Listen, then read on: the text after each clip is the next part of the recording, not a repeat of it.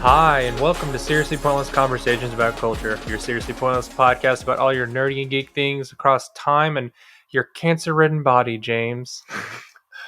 I know. I would like to not be cancer-ridden.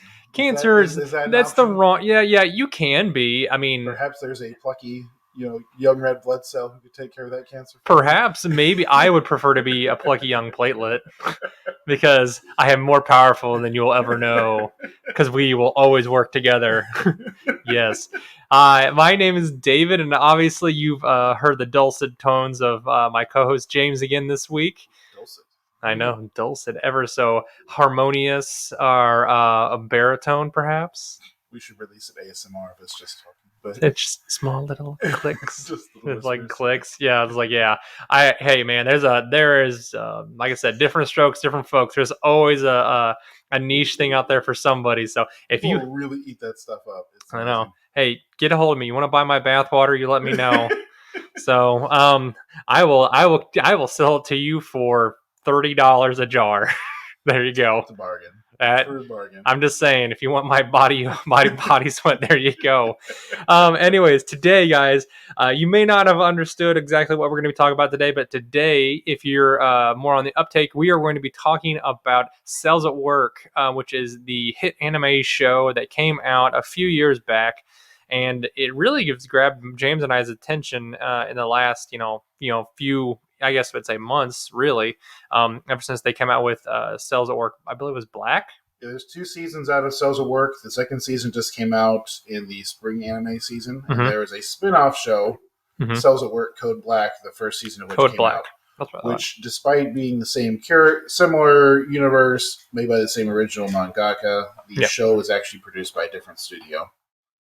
And so it's Slightly honestly different. not quite as good as the original one. It has a much darker tone to begin with, and it's just a little different. It's still worth watching. That's okay. We'll check it out. Like I said, if I haven't watched any of it, I've watched the original series The Code though. Black is set in a different adult's body, and We can't have that. This is an older man who is disease ridden. It has things like cirrhosis and erectile dysfunction and ulcers, and it's all the things close to home. all the things we have to look forward to. Incontinence a little bit, maybe. Yeah, its tone is a little bit more on the more depressing side of things. Yay! What do I have to look forward? Not being able to get a boner. Yay! Not being able to pee on my own. That was another issue they addressed.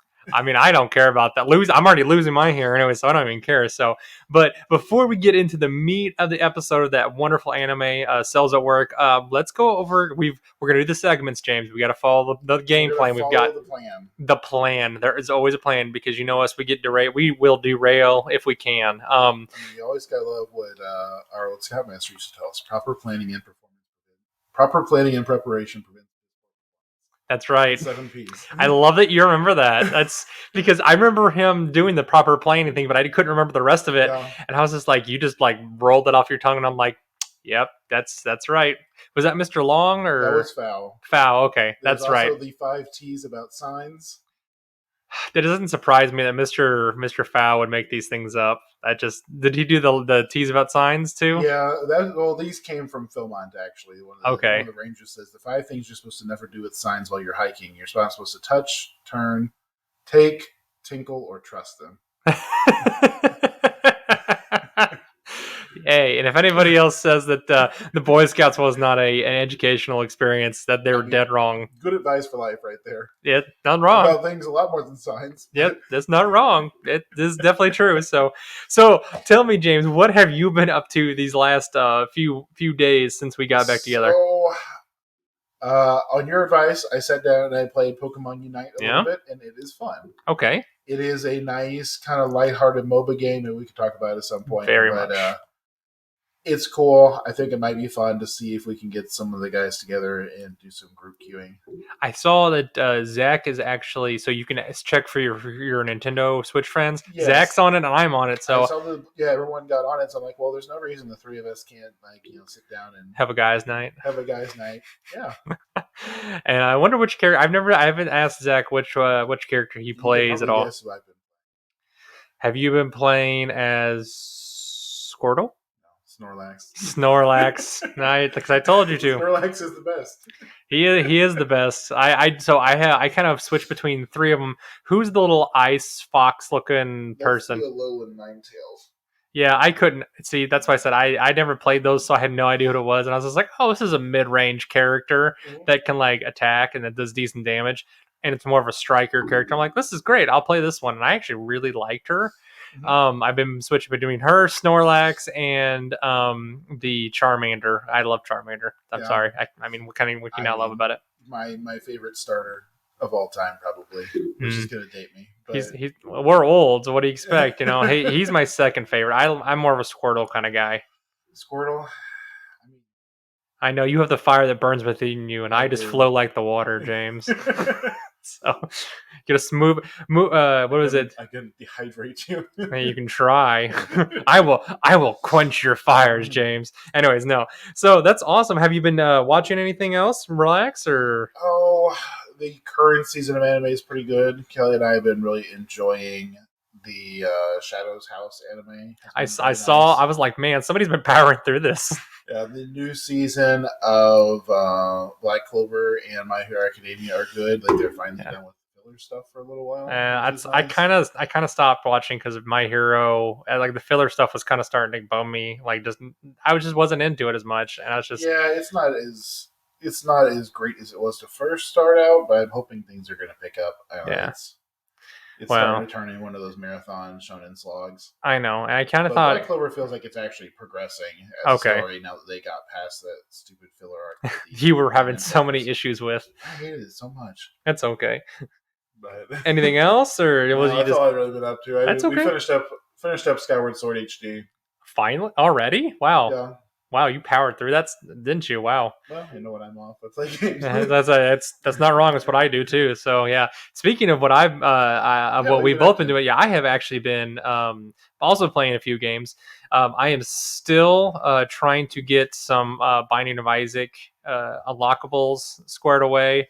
I've gotten a few of them, but I had to work all this weekend, and I only had one day last week. For maybe I only got to get on for maybe 2 hours last week to play, and I hadn't any time. So today was my day because I've got training tomorrow for work, and it's on an off day, so that's always fun. Well, and I'm not sure how to give you advice, but before the new expansion pack came out, I would have said force yourself to finish Lilith first. Yeah, not Lilith, Eve first, because a lot of her unlockables are really strong devil items. But now the Devil Room item pool is so big that you don't see them very often. No, they really... So that's what I was kind of looking at. They really, dumped a lot of Devil Room items up, added new ones, and they added a few Angel Room ones. They added a lot of especially stronger Angel Room items. I think the intention was to make the Devil Rooms less advantageous, because before that was the clear way to win, was to just hammer the Devil Room absolutely, yeah. And now there's some merit to going Angel Room item path, and especially because I think just in general the cost and the rarity of the better Devil Room items is just higher. Yeah, so one of my favorite ones though is the one, it's the fear one where you basically you have an aura around you. If your enemies get too close to you, they run away in fear. That's super overpowered in my opinion, which I love it. I'm sure they're gonna gank it after a little bit, but it's got a pretty nice little range on it. That's a Devil Room item, but I every time that pops up, even when I'm when I'm trying to get to Mega Satan, I'm like, man, I just want to get this item, even though it's going to tank my run, and I'm like, this annoys me to death. So, one thing I had fun with the new Devil Room items is the item that lets you shoot the tears that open up portals to the abyss. Mm-hmm. I got that with soy milk one time. Yeah. And it was fun because I wasn't doing any damage, but I was throwing out these portals that stick enemies to the floor every half a second or so. Hey, it didn't matter then. It didn't matter. They suck in shots too, so I'm like, great. Hey, I'm going to go. The fire button. Yeah, sure. I'm doing 0.01 damage every hit, but you know what? Who cares? I'm killing them slowly. Killing me softly, James. You killed them softly. So, yes. But yeah, so I've been playing that. But on top of kind of collectible runs, I guess you would call. I wouldn't call it collectible, but achievement runs. I have reignited Super Mario Odyssey after us talking last week about the Giga Bowser and all that stuff. I'm going back and I'm collecting the moons. Good. It shouldn't take very long. No, it's not very bad. So I actually looked at it, and I have 189 I need to get. So I actually jumped over quite a few. I think what happened was whenever I started originally playing it, I powered through and got most of the ones on the first couple worlds, and then I think I got bored a little bit, and then I was just like I just got the bare minimum what I needed. Well, because you only need like 50 or 60 out of like the 100 odd moves Yeah. to finish the game. Yeah, and I have like 300 now, maybe, because I think it's like 500 total or something like that. It's quite a bit. Oh, Super Mario Odyssey. I was thinking about Bowser's Fury. No, Yeah, Super Mario Odyssey has like 800 moves. Yeah, it's ridiculous. But I'm only. It says I only need 189 that I need to pick up. Oh my gosh, I haven't gotten any close to that. Yeah, so like I said, I've literally found a guide on IGN, and it says here are the moons in each world that you need to get, and I'm like, okay, luckily there's a list in the game, and there's a list on there, and I can go number 22, and I was like, where do I need to go for this? Okay, I go there, and then I try to play through it a couple times, and I'll be like, okay, this is a little difficult, or this doesn't make sense, like why do I need to be here? And I'll look up, because some of them are super obscure and like hidden, and I'm like there's one where you have to fall down into like in the Sand Kingdom, where you have to fall down into a quicksand thing and then kind of like slowly jump your way through to get underneath the wall. You would never find it otherwise if you wouldn't look at it. And like there's people that have looked this up or like played this like endlessly to try to find it.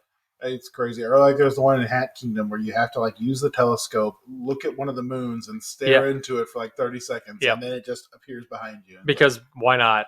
Yeah. And it just bizarre to me. But yeah, so that's my other kind of late night heroin addiction, I guess you would call it, a collectible addiction. So I'm going to try and get those. I'm going to focus on those two games, hopefully the next few months, and at least get Mario Odyssey out of the way. Do not expect me to get Isaac completed in 2 months unless I abandon my wife and get upstairs, which I'm pretty sure I'd be divorced by the end of 2 months. For Isaac, I played it for a few months and I set it down for 6 months and I'll come back to it. It's like a comforting blanket. You just a very nasty, gross blanket that I love so much. Exactly. So. It's like you start out and it's super frustrating and you die all the time, and then you start winning and you're like, good at this. See, that's what I did. Like, and then it's ridiculous. Like, I bet I could beat this. Like 2 weeks ago, when I was playing originally, when I first put it back up, I unlocked like 15 things. Like, bam, bam, bam, bam. It was great. And then this last 2 week, or the last week, and then today, I've only been able to unlock like 2 things, and it made me so mad. I'm like, why? Why is this happening to me? It made me so mad. But anyways, so I've been doing that, and then I've also kind of started watching. It was War for Cybertron. Sorry, I apologize. It was Transformers War for Cybertron. It's the new one that came out. So you remember the Beast machine or Beast machines from whenever we were kids? I remember that because that's when Optimus Prime was like the gorilla. Yeah, so they so really weird and random. They just decided to meld them together. You have the old Transformers and they meet the new Transformers, but they're like 2 different generations, but they have distinct personalities. They're not like the same people. Oh my. It's really weird, and they kind of make it sound like it's a weird like time, like a time travel or like a different dimension, or like it's more of a time travel type thing. It's bizarre. I don't know how I feel about it. I'm not sure who this is targeted at. Is this targeted at old nerds? Is this targeted at kids? I don't know. I'm trying to decide who this is meant for. So it's definitely targeting people in our generation, like that early millennial kind of group where this TV show came out, but it's also trying to like move in like the older folks that grew up in like the 80s. I guess we call it Generation X, that grew up with the Transformers and kind of like meld us together in the love of this show. I don't know how I feel about it. It's okay. It's not great, but it's kind of just a time waster at this point. But I think I might. I don't know. I watched the first season was the War for Cybertron, where they were on Cybertron. I'm like, well, this is fun. I dig this. I can dig this. They really kind of made Megatron a little bit more of a sympathetic character. And I was like, I can dig this. He's kind of like he's a tyrant, but at the same time, he's still trying to save Cybertron. And in this, he's just kind of a crazy megalomaniac now. And I'm just like, I don't know. So the evil for the sake of evil villains are kind of out of fashion now, unless you go all the way to the hilt with like they did with the Joker. Which To be true, that was a great movie. I It was a great mean, movie. chaos for chaos sake. Yeah. It is what it is. But People. yeah, I don't know. I don't know what they're gonna do with it in the near future. We'll see. I might just meander my way through it. I don't know. But other than that, like you said, there's not a whole lot out there. I might have to hop back on the anime train because, like I said, I just need to. I'm thinking that cleanse my my palette of all the Western based shows that I've had for the last few weeks. Well, I've gotten so sick of all the stuff that's like on Netflix and TV and stuff these Yeah. days. It's just, it's But so. but how are you ever gonna watch It's so your glass blowing show, James? Well, How? that's what I want to see. But yeah, it's so. It's just so content laden with messages. Yeah. And like, well, I know anime has the same stuff, but it's at least some other culture's messages, and it doesn't hurt me as much. Yeah, So, well, you can ignore it a little bit better. yeah, I'll agree with that. So, but yeah, that's anime is refreshing. anime. It's kind of a nice cat palette cleanser, like I said. Actually, I don't know how you feel about this, but I actually kind of started. So the other day, I had a little downtime, and I was sitting there. I was sitting, and I started watching One Piece. I got about 4 episodes in. I like it. It's bizarre. I don't know if I'm going to go all the way though, James. So with One Piece, I've tried a couple times to watch it, and I get like 20 or 30 episodes in, and it's kind of hitting its stride. I'm like, this show's pretty cool. How many episodes are there? It's like, oh, there's like 900. 800. It's like 857 and right then now. I have a soul searching moment where I'm like, do I want to commit myself? That's where I'm at right now. Like 300 hours of watching this show, and I stop. Yeah, but I know it's much beloved, and it's a classic, and I'm sure there's a good reason why it's lasted so long. And it's still going. It's still going. That's what I said. Well, think of the anime from its generation, like the Mega Shonens. It's the last one that's left. Everything else has gotten canceled or finished their series. Well, like Naruto's not around. They have Boruto, but I mean, that's still going. It's a sequel. Yeah, it's a sequel at that point, but it's not the original title anymore. They don't have Bleach is done. Fairy Tail's done. Yep. All the big guys are, even Dragon Ball Z, like they have to get reincarnated of every so often, otherwise it's just Ball Super cool, but it is cool. I will admit that I did watch one episode. I haven't sat down and watched all of them either. I watched one with a guy from work because he's super into Dragon Ball and Dragon Ball Super, and I was like, okay, this is cool. I kind of dig this. But I'm probably not going to sit down and watch it. But for the action sequences, it is fun. So, but yeah, that's a little bit of what we've been up to. If you guys want to tell us what you guys have been up to, hit us up on Facebook and let us know. Like I said, we want to interact with you guys and figure out what similar tastes we have and whatnot. So, but moving on to the next segment, we're going to be moving into the news. So, James, what would you like to come out with what would you start off with first? Do you want to start off with the Amazon news, the Sony news, or do you want to go with random happy? We don't have that much money to buy that item. Let's start with Sony. So, okay, yeah. Apparently, PS5 should be easier to get a hold of. Sony has secured a new semiconductor supply. That is the hope. So, according to Ali Jones off of Games Radar, it looks like that quote during the company's quarterly earnings call, Totoki was asked about the global semiconductor shortage that has made PS5 stock so hard to come by since the console's released in last November. In response, Totoki told investors that Sony has not only set the target for the number of consoles it wants to sell this year, but it has also secured all the chipsets it needs to manufacture those consoles, which is an excellent indicator to say that, hey, even though we've got all the other components, basically they probably had all these all the main hardware set up already put together, but now all they have to do is insert all of the chipsets, and hopefully they should be able to knock them out pretty quickly. So, well, and one thing that's not clear is these probably aren't physical chipsets. These are probably deals for future chipsets. So yeah, I'm not sure what time frame we're looking at. They said this year. Well, that would be nice. I would love to get my hands on a PS5. I mean, one thing to remember with this whole thing, though, is everyone's been bashing Sony for not having enough supply, but they're still actually way over the number of PS4s they sold. Yep. Like they have blown their expectations out of the water. I think just the year of COVID, everyone getting more used to an indoor lifestyle, and the Yeah. just frankly the growing population in the world that is interested in video games. It's So just so it's really crazy though. the market So is insane. talking about that, you're just the sheer amount of consoles. So they've sold over about 10 million consoles since launch, but they're looking to try to sell 14.8 million Right. by the end of March 2022. So that's ambitious. We can more than double it. I mean, yeah, but if you look at it also as well, so Sony has sold about, like you said, 10 million consoles. If you look at Microsoft, on the other hand, they've only sold maybe around 7.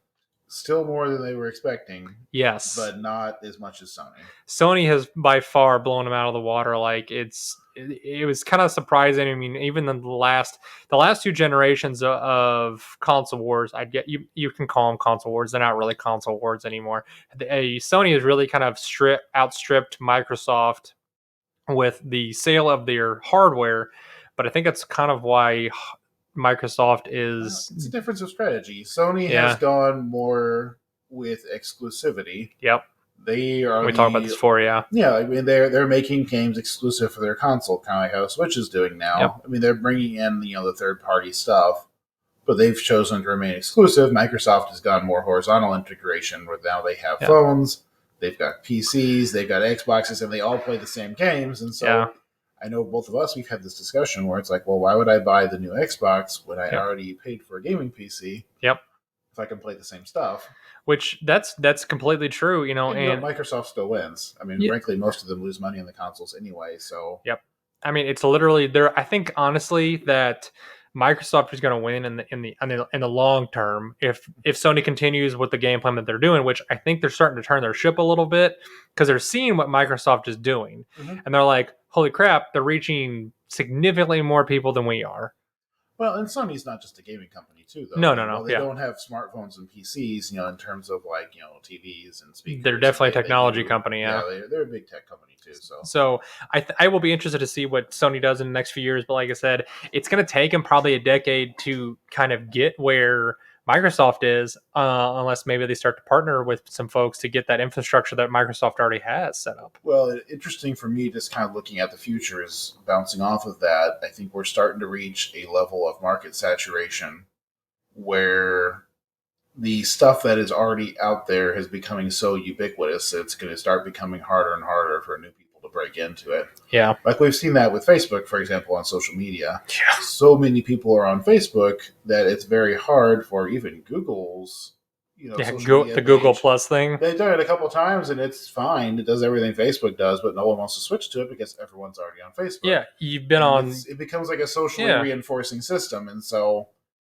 I'm kind of wondering in the future we're going to start seeing more and more monolithic platforms, which is monopolies are the opposite of what me and my libertarian spirit desires to see. I totally agree. I mean, because old school philosophical libertarian, by the way, not necessarily new school political libertarian. No. You're gonna be new school, James. You're gonna come to the school, new school. That's right. I'm a philosopher at heart. That's right. I know you have a "Don't Tread on Me" flag in front of your house. I do not. I'm joking. Anyways, but middle school libertarians are almost anarchists. It's not quite. It's a little scary, honestly. So, but yeah, it's. I totally agree with you that and it's kind of one of those dangers that we're gonna have to keep an eye out for to see if whether or not you're gonna have these monolithic companies and whether or not they're gonna get broken up by the governments. It just all comes down to whether or not people are going to give a crap enough, which I kind of have this feeling that, like you said, it's going to be hard for people to break in to try to make their own kind of gaming ecosystem, because it's like you said, they've had this infrastructure for decades since Microsoft started getting big in the 90s. Essentially, they really set their footprint down in the 90s, and they kind of set themselves up for this without even knowing about it. They just kind of altered the game plan probably in the mid 2000s. And like you said, there's no way I think that Sony is going to be able to catch up in the long run. unless for whatever reason the U.S. government or another government decides to try to say they're going to try and break it up, Well, which it'll we've never seen happen. companies start to realize this too, though. If you look at Steam, for example, on PC, everyone has clearly realized what's happened, and they're trying to break in before it's too late. So Yeah. Microsoft has started their whole Game Pass thing. Yep. Which I don't think is, and we've talked about this before too, isn't even about the Game Pass. No, it's not. It's about getting you onto the Microsoft Store. Yep. And to make this thing fly, who have they partnered with? They partner with EA, they partner with Activision. Yep. All these other companies that have started their own stores. Mm-hmm. And what do? You get on the Microsoft Store. You get your Game Pass, and then to play SimCity 3 or something, you have to pop onto the Activision store through a click link. So annoying. And so what they're doing is they're trying to pit all these little companies, not companies, they're gigantic companies, but all these smaller marketplaces together to get you. You make it sound like it's a mom and pop store down the road, James. Well, I mean, not quite. On the PC marketplace compared to Steam, they are, but they are, one of the biggest companies in the world. They really truly are. So the point is they're trying to all band together. They're trying to break up Steam's control of the PC marketplace, which Steam has got a stranglehold. Honestly, it's kind of loosening its grip now because ever since Epic has moved into the forefront and they've got that Chinese money behind them now. Yeah, and the way they started putting big titles behind exclusive stores has definitely contributed. Yep. Because I think more people are willing to get another store rather than wait a whole year. I mean, the only reason I have the Epic Game Store loaded onto my computer is because I can get free stuff. Yeah. That's the only reason I have it. So, yeah, it's going to be an interesting I think in the next decade, we're going to see a lot of big moves, unfortunately. Maybe fortunately for us as consumers, like I said, while the more the big companies kind of like duke it out a little bit. I don't know. We'll see. But like I said, maybe it'll be interesting, at least for our kids, to see what the gaming. Because I think for the big companies, marketplace capture is becoming a big thing. Oh my god, yeah. On the flip side of things, it's becoming easier and easier for smaller game studios to get their games out. Yeah. So anyway, it's interesting. But it'll be really interesting to see what happens in the next decade or so. So, in some lighter news, James, let's talk about a original Super Mario Bros. Game. That is a vintage Super Mario's game. You went to? Well, I'll read the headline for you. So, according to the New York Times, the Super Mario Bros. Game sells for $2 million. That's with an M, folks, which is another record for gaming collectibles. So, according to the New York Times by a Mr. Kellen Browning, a vintage Super Mario Bros. Video game has sold for $2 million. A collectibles company announced Friday, breaking the record for the most expensive video game sale that was set just weeks ago. So this is the original 19. I believe it was 1980. 1985. No, I'm sorry, Paul. Yeah, it's 1985 game. So Super Mario Bros. It came out in 1985. So let me ask this, James. It was still in box, never open. Yep. I would never pay that for that, but it's a piece of gaming history. It's a piece of gaming culture. I can see why someone would want it for their collection. Yeah, it's still hard for me to understand how something that there was so many copies made of has reached such a high value. Well, I guess it was made to be used, and so it's probably not that it's a copy of the game. It's a mint copy of the game still in box. Yeah, it's still in box and everything like that. Which is probably a lot more unusual because. Well, I mean, who buys the game and doesn't open it? You're a kid, yeah. Who's not going to open it? I would totally open it. It's one of those things. It's kind of like says, if you're nostalgic, kind of got that nostalgic personality, and you get the money to blow on it. Yeah, it's great, but it's also kind of one of those things. It's gonna degrade over time unless you got it in a hermetically sealed, air controlled temperature room, which I'm sure this guy can afford it if he's going to blow $2 million. I'd be more worried about the plastic than the chipboard. Yep. The silicon and That's the metal what I mean. Would be fine as long as you keep it away from something reactive. But a lot of the plastics they were using in the 80s, people didn't understand how they degraded over time. No. Like, if you've ever gone to an art museum, a lot of the art that was made at the time is just falling apart because they used plastic for it because it was the new material. And it oozes strange liquids. It disintegrates. It crumbles into dust. Yay! 80s and 90s technology. Bakelite. And you want to know why we have these landfills that we can't get rid of now. So. And that was how I learned that bakelite is a real thing and not a fictional material from the Genesis Evangelion. Knowledge. The more you know. The more you Dun, know. dun, dun. But yeah, so that was one of those crazy things. I thought it was really interesting to see that they had popped out. Good luck for that. Good on that guy that ended up buying it.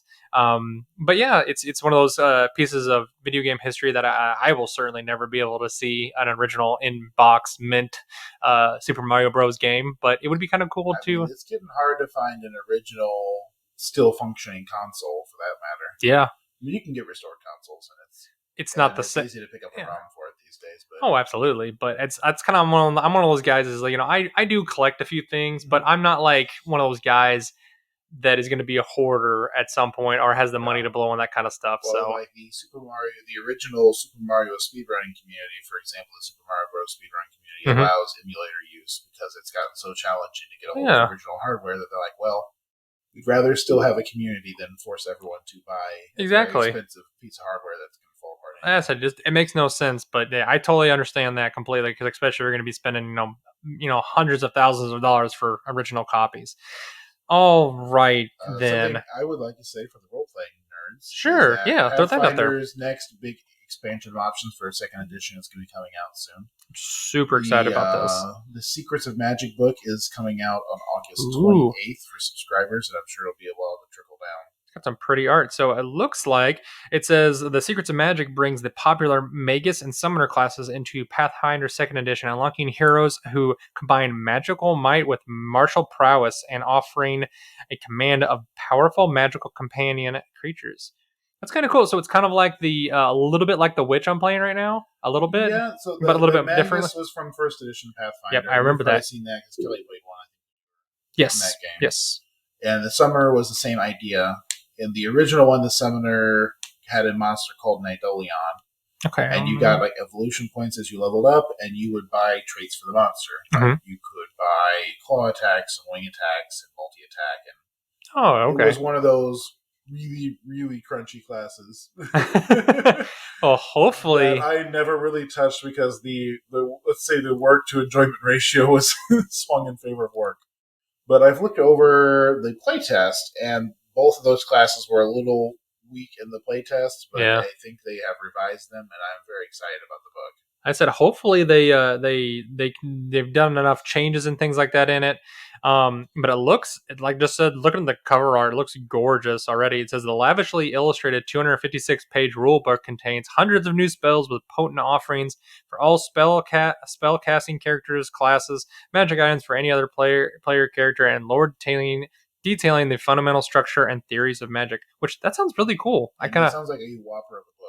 I mean, that's a fat. It's a several hundred. That's a fat boy. That's with PH, James. That's with a PH right there. So, I nice. And the Artificer one, I think Gears and Warfare or something like that. Is that coming out like September or October? So I would be down. This fall, dude. I love.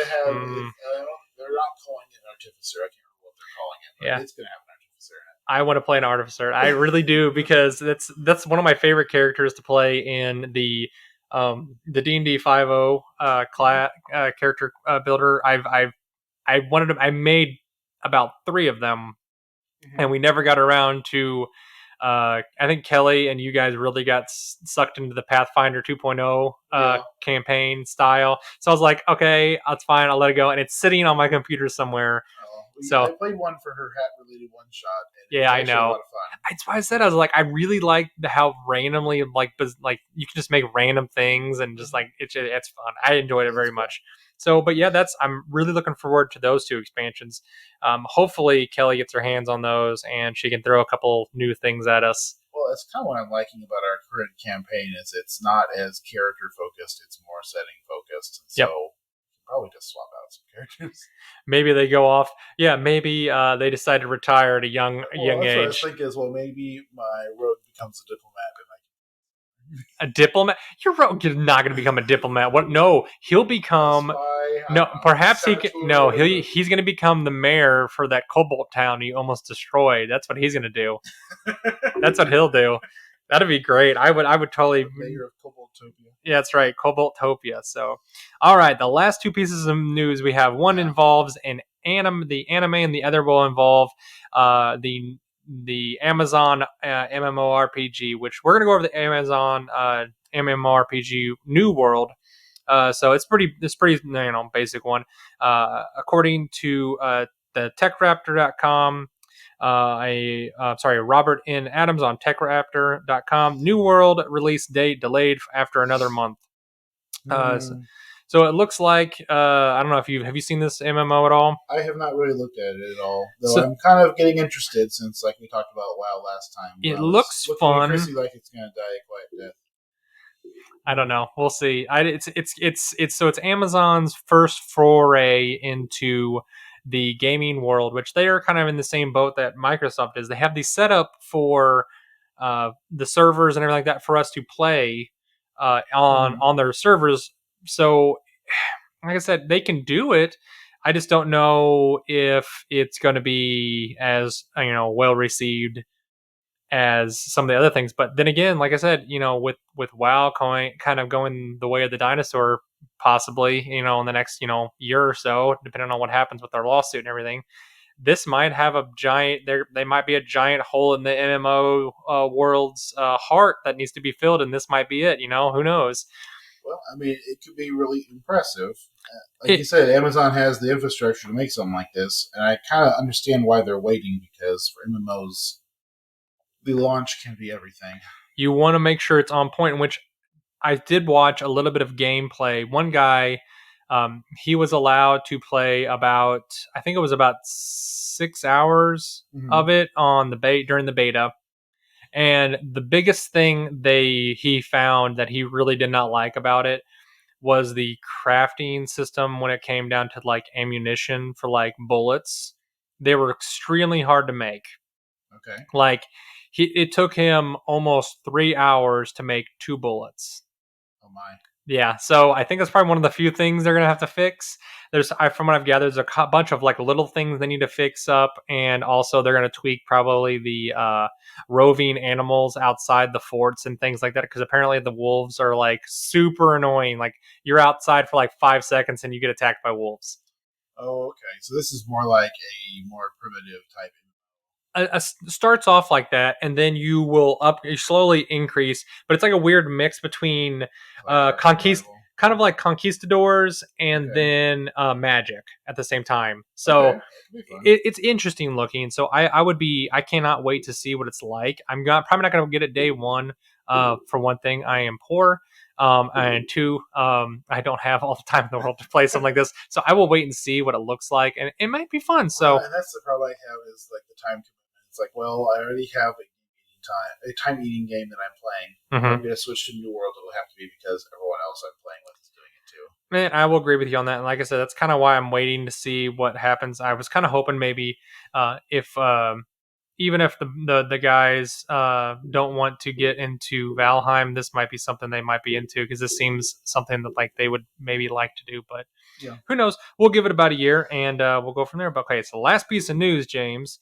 Some anime news. I promise some anime news, because damn it, we like anime here. So I wanna throw this in for you. So it says Sate Light's science fiction anime Sakugan unveils visual for their October 7th premiere. The official website for Sakugan, also I guess we'd call it in English, Sex and Guns! Exclamation points. It's an anime of Sakugan Labyrinth Maker, or aka Drilling Labyrinth Maker, Drilling Labyrinth Marker novel, unveiled a new visual and revealed the anime's October 7th premiere date on Friday. So it looks like most of what I've learned about the anime is that it looks like it's at a distant future, long after Western calendar is no longer used. Humans, with their shoulders cramped in the labyrinth, an underground world deep below the surface. There are a bunch of different colonies inside the labyrinth. And the place is known for extreme high temperatures. There's lots of ore deposits, things like that.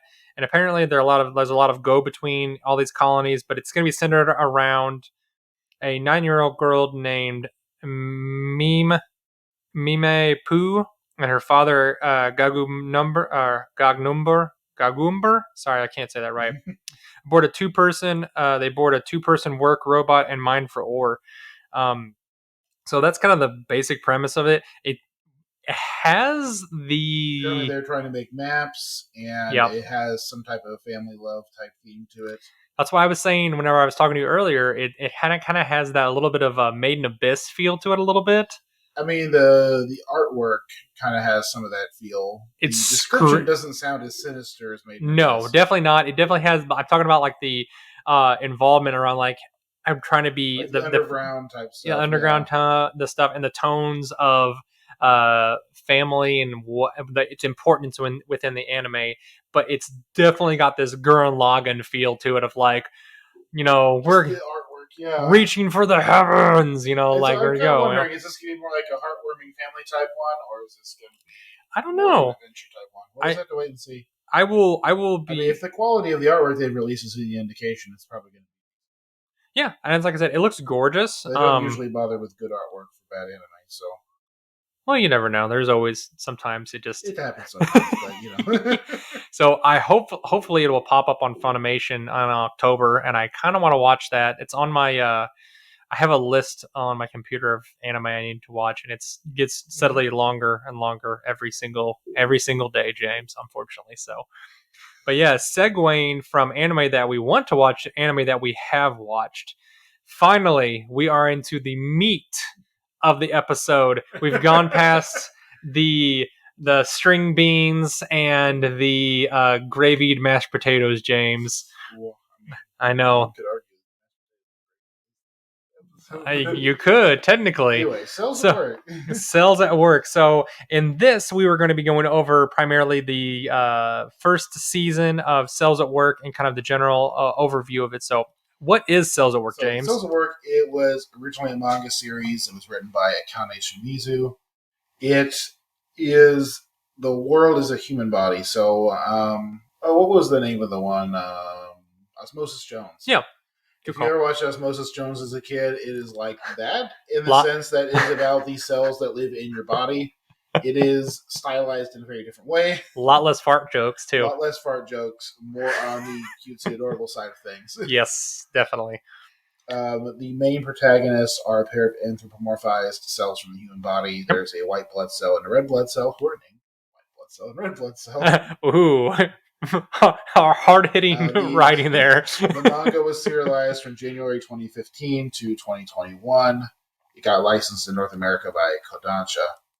So the anime came out, premiered in July 2018. Mm-hmm. There were 2 seasons, and the second one aired in February 27, like I said earlier, the spring anime this year.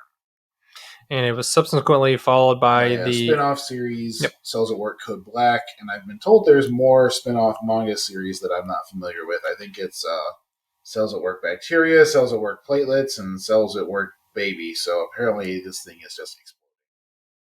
Cells at Work Baby?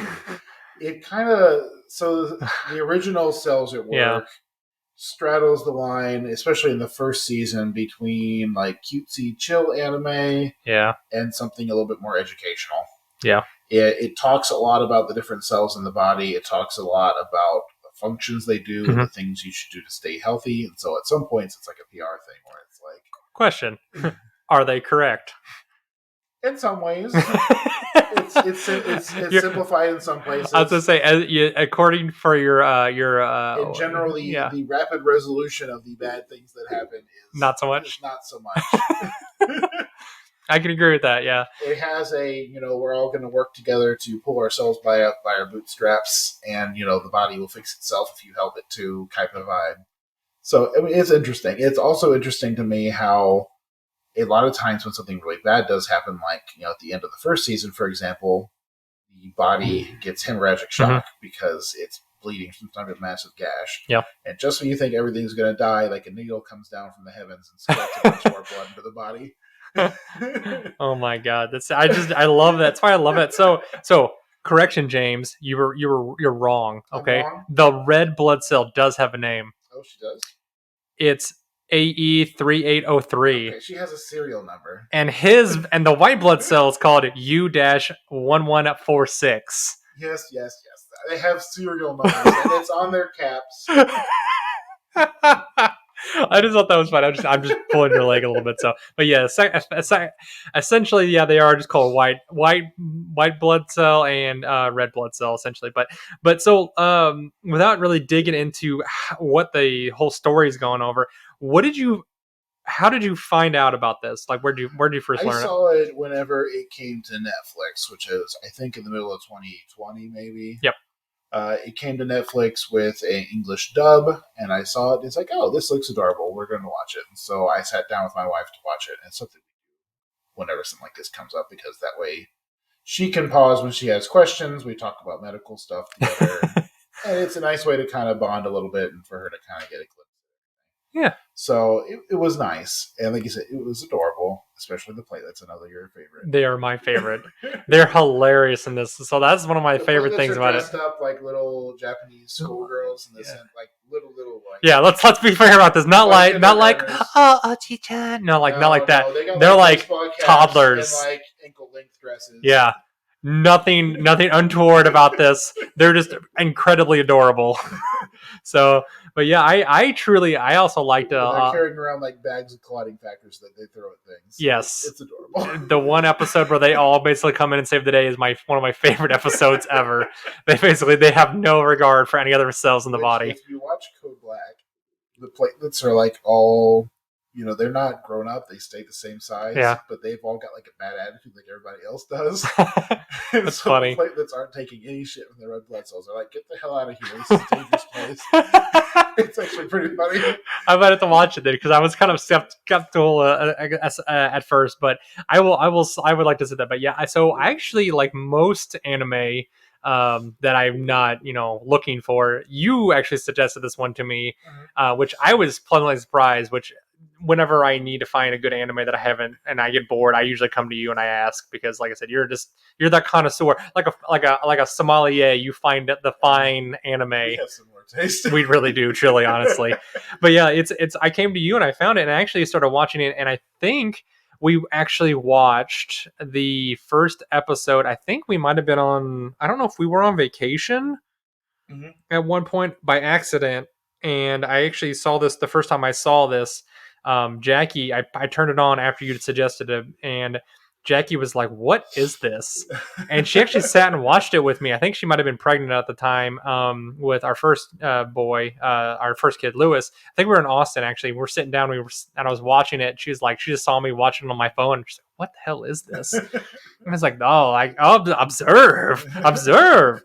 And we watched about 3 episodes of it, and she's just like, "I can't sit and watch more than this much." And she's like, "It's great, but I can't." But yeah, it is one of those phenomenal shows that I really enjoy, and I kind of want to watch the Cells at Work Black now to kind of get a little bit more of a darker feel of things, especially things to come in my future, possibly. So, well, I mean, in some ways, it has like some really dark comedy. Like there's a whole like 10-minute scene where they're trying to like get an erection for the body. They're like, "Come on!" Because there's like atherosclerosis and the blood cells can't get there fast enough. And when you're watching it, it's like, what the hell is this?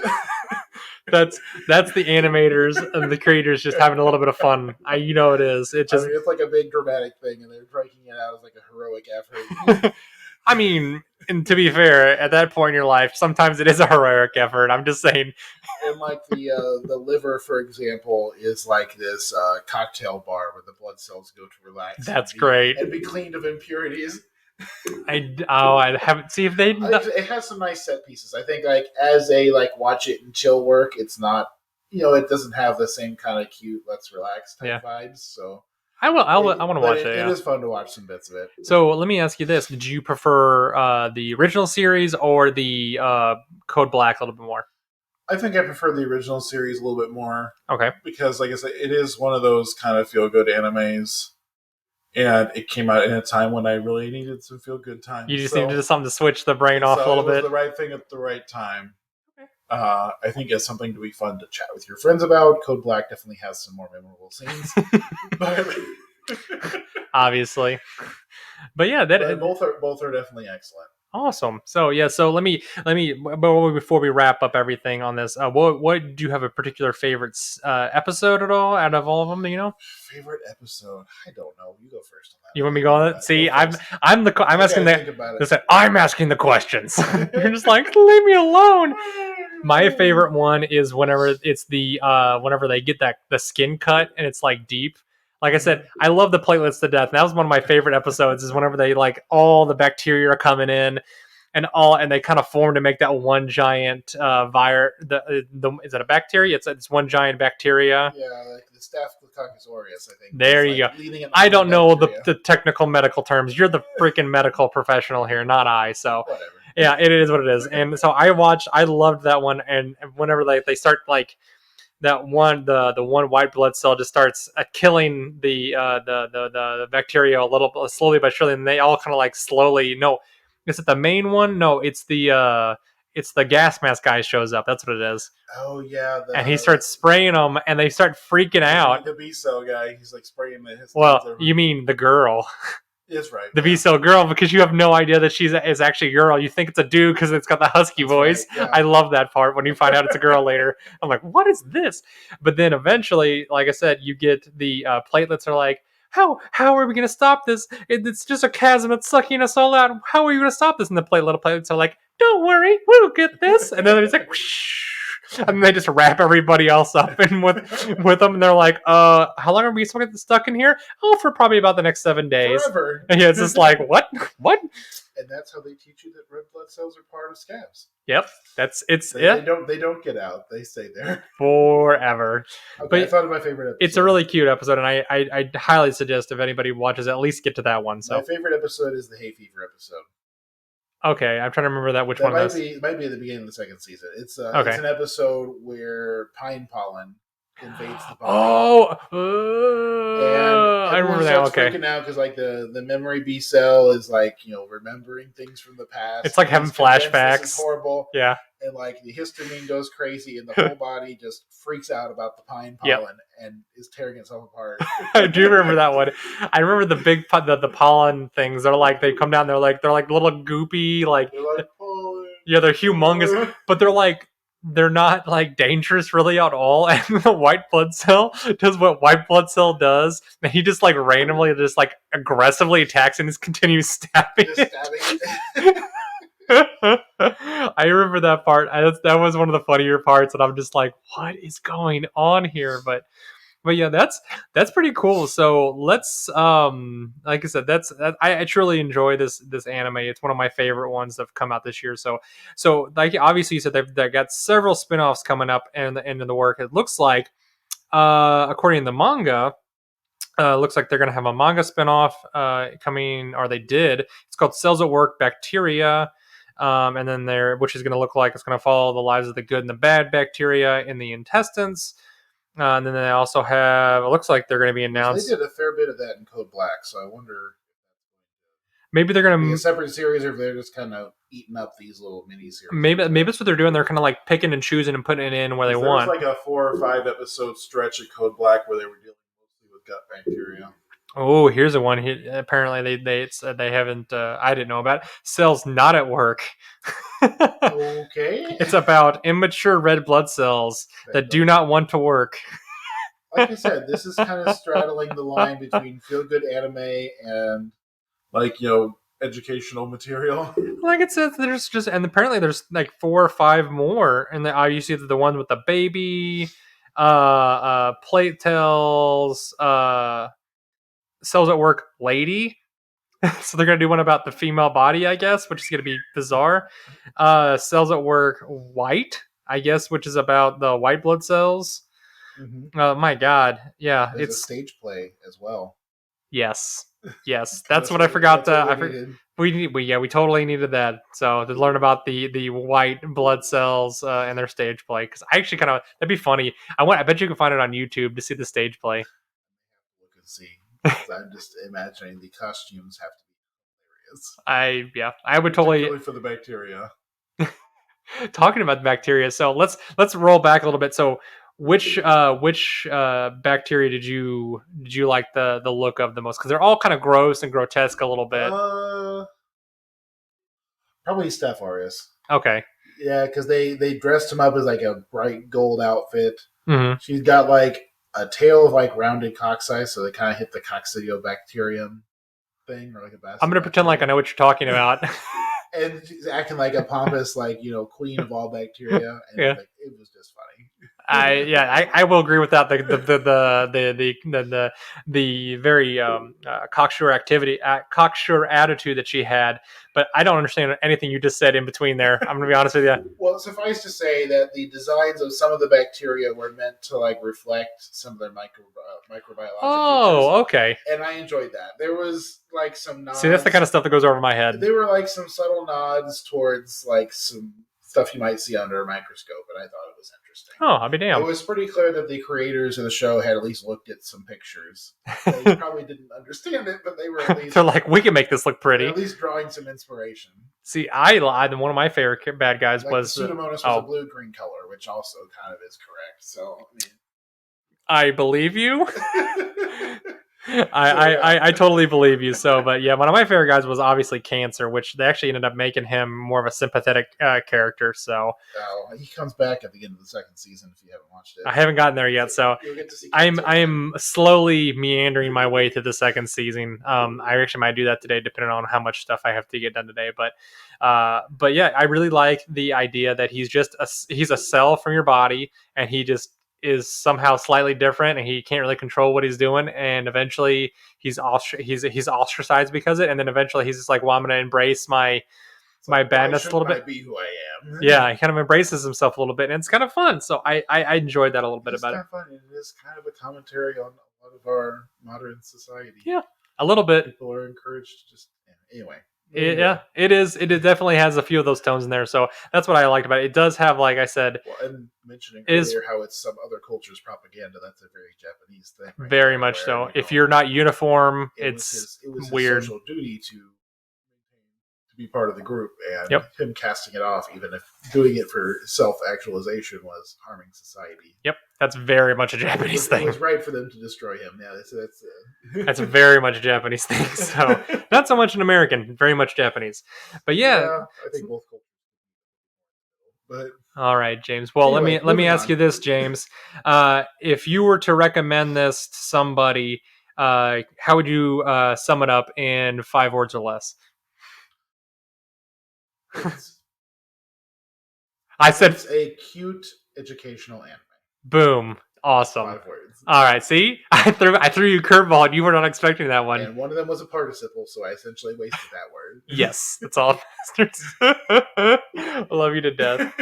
All right. So, and finally, our rating of it. How many white blood cell stabs would you give it out of 10?